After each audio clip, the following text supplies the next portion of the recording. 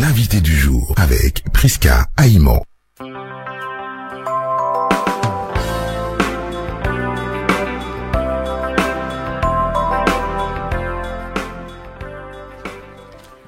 Shalom à tous, comme prévu, voilà, ou comme annoncé depuis 8 heures, nous recevons quelqu'un pour parler de santé. Vous savez que cette tribune, elle est consacrée à la santé et c'est vraiment très important parce que quelqu'un qui a de l'argent, qui a tous les diplômes et autres, sans la santé, c'est vraiment handicapant.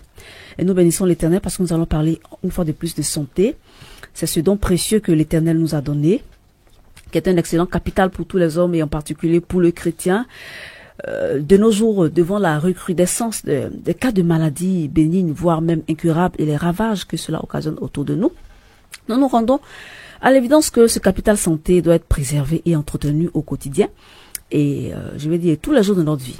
Ainsi, il y a une seule et unique question qui demeure. Comment allons-nous préserver et entretenir au quotidien ce capital inestimable qu'est notre santé? Bien aimé dans le Seigneur, c'est pour répondre à cette épineuse question que nous recevons sur les antennes de la radio de la vie. Le docteur Bekamik, ah oui, tout à l'heure, ce sera décrypté, ne vous en faites pas. Le docteur donc Gabriel Siekwe, il est docteur en indicamétrie. Vous vous demandez c'est quoi ça encore? On va décrypter tout ça, ne vous en faites pas. Expert en agrothérapie, oui, bien sûr. Il a plus de 20 ans d'expérience dans la recherche scientifique. Il est marié et père de nombreux enfants. Il est enfant de Dieu, il est chrétien. Et c'est avec lui que nous allons véritablement décrypter tout ce que je viens de dire. Bonjour docteur Gabriel Siekwe. Bonjour madame et bonjour à tous les auditeurs de la radio Fréquence Vie, la radio chrétienne. Bonne arrivée. Merci, c'est moi qui suis heureux d'être là. D'accord. Alors, on a parlé d'indicamétrie, on a parlé d'agrothérapie. On va d'abord procéder à une approche définitionnelle de l'indicamétrie parce que c'est pas connu. Parce que moi-même, je découvre. Oui. Voilà. Donc, ce sera d'abord quelque chose de didactique avant d'entrer dans le vif du sujet la semaine prochaine. Oui. En parlant de maladies, de pathologies ou autres. Okay. Docteur, l'indicamétrie, c'est quoi?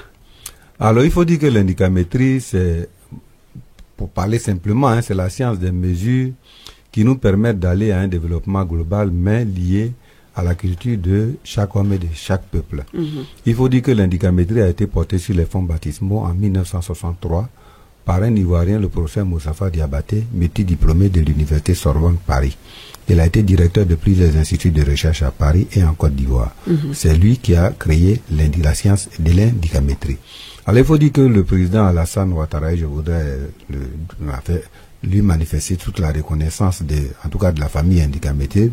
C'est lui qui a pris un décret il y a quelques années quand il a été élu président pour reconnaître la science indicamétrique comme une science pouvant aider au développement social de la Côte d'Ivoire. Sinon, elle existait mais elle n'était pas reconnue. Voilà, et donc cette science-là, il a fait loger à l'université de Bouaké où il y a un institut de recherche sur l'indicamétrie, ça s'appelle IMERFI, Institut multipolaire d'études de recherche et de formation en indicamétrie, qui est dirigé par le docteur Annie.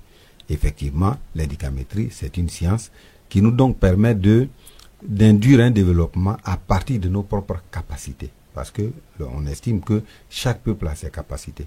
Il a fait l'économie, il est parti d'un constat simple.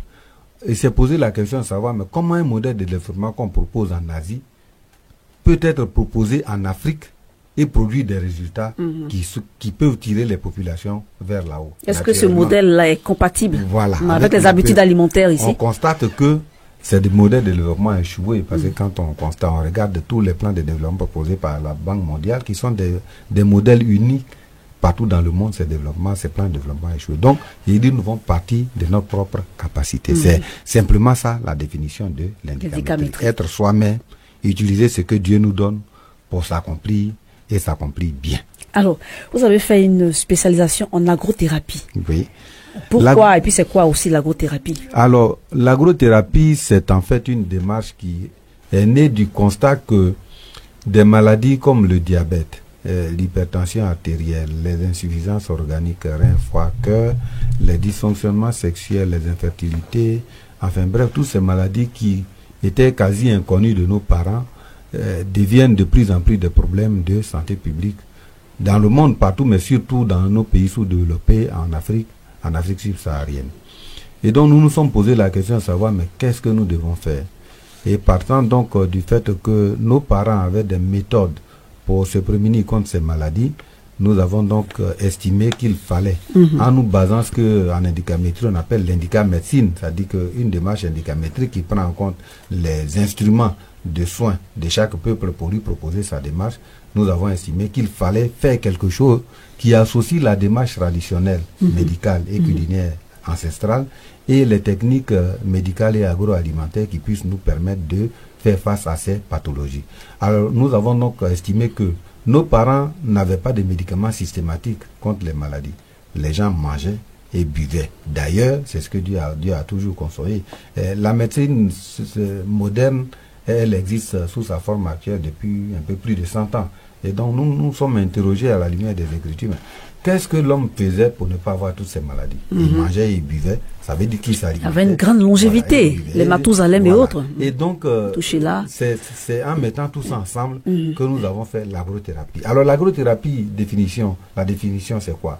L'agrothérapie, c'est une discipline qui étudie les déséquilibres, parce que nous en matière de santé on parle de déséquilibres, non de maladies, qui étudie les déséquilibres de l'homme liés à son action sur l'environnement et là de les corriger par l'utilisation rationnelle des substances naturelles comme la terre, l'air, le feu, la flore et la faune. En d'autres termes, en ce qui nous concerne en agrothérapie, utiliser rationnellement toutes ces choses dans nos aliments et dans nos boissons de tous les jours, en s'appuyant sur la façon de vivre pour en tout cas entretenir la santé. Alors, l'objectif avoué de ce temps d'antenne, je voudrais dire de cet apport de connaissances, c'est d'amener chaque auditeur ou chaque être vivant à manger et boire naturel en puisant dans son environnement immédiat.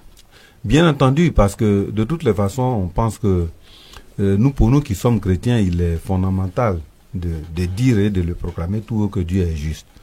Et Dieu, en créant l'homme, nous pensons que là où il se trouve, partout dans son environnement, il y a les instruments qu'il faut pour qu'il mange correctement, pour qu'il fasse face à sa santé et pour qu'il puisse combler l'ensemble de ses besoins. Donc, c'est pourquoi nous disons que dans l'environnement immédiat de chaque homme, il existe ce qu'il faut pour manger correctement, pour faire face à ses besoins nutritionnels, pour faire face à ses besoins médicaux et pour faire face à ses besoins d'équilibre mental. En effet, l'agrothérapie est basée sur ce qu'on appelle la trilogie vitale, c'est-à-dire la bionutrition, la biomédication avec 2 déclinaisons, la bioprophylaxie, c'est-à-dire la vaccination naturelle, et la biothérapie, c'est-à-dire le traitement naturel contre l'ensemble des pathologies qui puissent exister, en partant de la plus simple mal de tête à la plus compliquée, VIH, SIDA, en passant naturellement par des maladies dites incurables comme le diabète, l'hypertension artérielle, les dysfonctionnements sexuels, les insuffisances organiques, bref, j'en passe, la liste n'est pas exhaustive. Et il y a un troisième axe, c'est le bioéquilibre mental. Parce que dans tous les cas, il ne faut pas oublier que l'homme est fait il a plusieurs composantes. C'est ça. Il y a l'homme biologique, il y a l'homme ontologique, mais naturellement, il y a l'homme moderne aujourd'hui.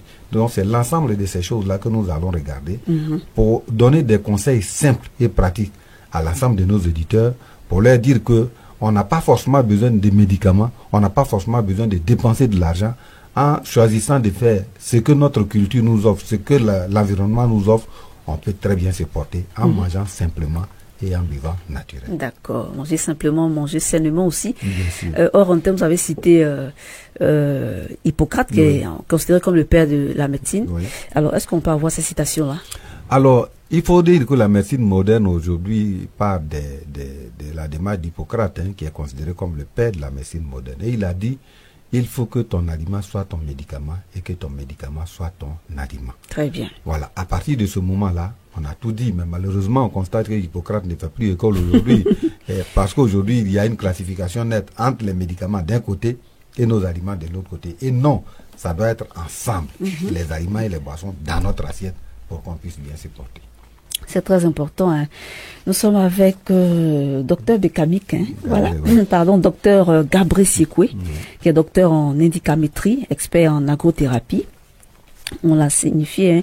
Il a 20 ans d'expérience dans la recherche scientifique. Voilà, c'est vraiment très important.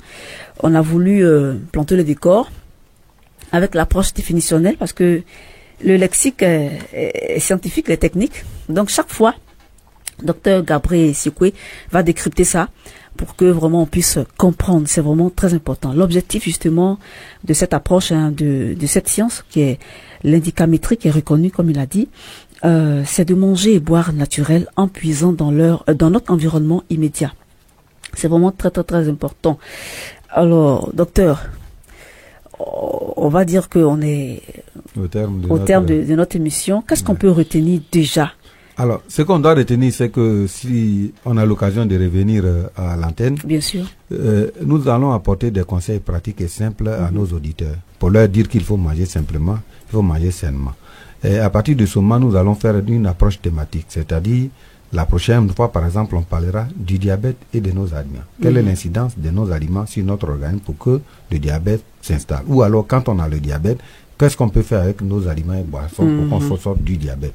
Donc, les auditeurs doivent retenir que il ne faut pas oublier que pendant que nous prions, nous devons aussi travailler sur l'organisme avec les instruments que Dieu nous aide pour que nous nous portons bien, pour continuer à glorifier pour continuer à bénéficier de la grâce de Dieu, parce que pour qu'on bénéficie de ces grâces, nous avons besoin d'un corps sain, d'un corps en bonne santé. C'est pour ça que nous sommes là.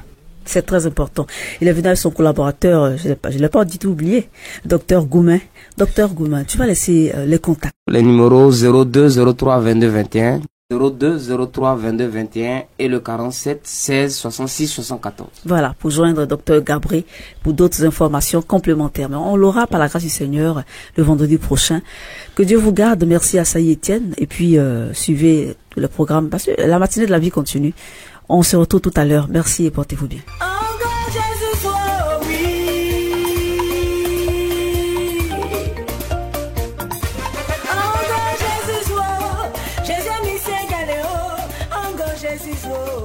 Radio Fréquence Vie.